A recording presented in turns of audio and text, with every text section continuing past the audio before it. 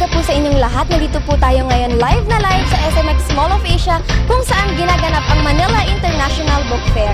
Kasalukuyan po nating nasasaksihan ang pagdagsa ng mga tao sa isang booth sa hindi malamang kadahilanan. Halika't puntahan natin. Ano pong nangyayari dito?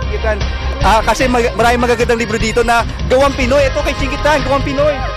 Yes, ma'am. Dito lang yan sa CSM. All 99. 99 lang!